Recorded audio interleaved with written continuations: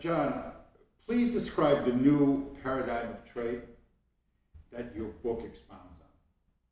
Very good. I mean, I'm excited about this part because this is really what the whole process of writing this book has meant. That we want to correspond that there's a different way of doing business, and African countries need to start to gravitate towards this different way of doing business. And I'm going to use some references, if you don't mind, as we talk about this part of it. The idea that you are living on commodities, to me, is the same as an individual in charge of their household living on their savings. Commodities, case in point, when in the 70s there was a project that was built by the Soviet Union, and it was a gas for pipes transaction, which we talk about in this book. And the essence of that project was to exploit the gas reserves of the Soviet Union and build a pipeline to transfer those gas reserves to service European countries and European customers. A European country, Norway, when the political ramifications was objected to by the United States, and they started to say, well, rather than you depending on the Soviet Union, we see pitfalls down the road because Soviet Union, obviously, we have an ideological enemy, and something could come up in the future where perhaps there's conflict, and now you're buying gas from them. How's that going to look? And you have an opportunity to be blackmailed. And so the United States, along with some other allies, were looking at, okay, well, what would be a replacement source of gas? And the Norwegians were contacted about that. And basically, their response was, no, they're not interested in using that gas reserve now. They want to save it for the future. Okay? Very strategic decision making. In the case of African countries, that has not been the case. African countries are basically living from hand to mouth by exploiting all their commodities in order to take care of current expenditure as opposed to building for the future. In other words, if you exploit commodities and you use those commodities to create a replacement source of revenues, in case those commodities run out, then you have assured yourself or your future posterity with resources in order that they would use to exist and to prosper. So the strategy of African countries, depending on raw materials as their sole source of revenues, essentially means they are living from hand to mouth. So this book wants to change that.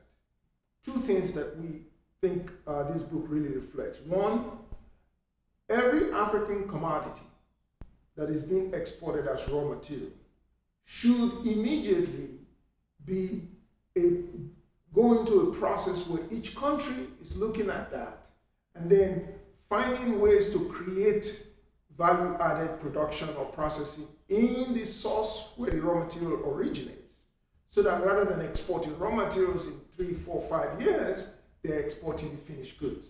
Okay? It's complex, I understand that, but we've outlined a path and a process to do this in the book. So the point is, you want to transition from being exporters of raw materials to exporters of finished goods. Secondly, labor. How do you utilize the abundant labor of African countries? Simple. There are a lot of companies around the world that are looking for ways in which they can manufacture at cheaper costs. They're constantly looking for that. That's how Singapore built its economy from being a relatively poor city to one of the wealthiest nations in the world. So what we have proposed is that African government begin to think about exports, manufacturing exports, as the way forward for the future. And so you can unleash the labor of African countries, and it involves working with exchange rates. Most exchange rates in African countries are artificially too And so you have to work with reducing that exchange rate, even at the cost of having imports be prohibitively expensive for people in the country. Well, what that may then induce is that people will begin to think production, but local production and production for export, if these things are as expensive as they are. But what that does then is that it puts labor in the proper context. African labor should be cheap. It's reasonable because you're looking at the poorest countries largely in the world. Why should they have middle income labor costs? Doesn't make any sense. So in order for you to make that transition to being a place where companies want to come to produce goods and services for export to their external customers, you then have to deal with the labor cost resources through exchange rate policies.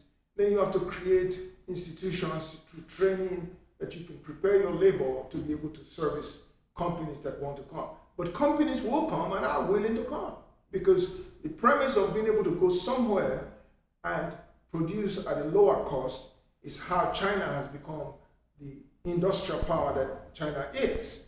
And if Western companies will go to a communist country where the language is prohibitive, or at least not similar to language that they're used to, and manufacture for re-export back to their markets, certainly they can go to African countries where many African countries speak English and use French and use Spanish. So Western companies certainly can find themselves in a much more user-friendly environment, so to speak. So you can use African resources to produce goods and services for re-export back to their customers.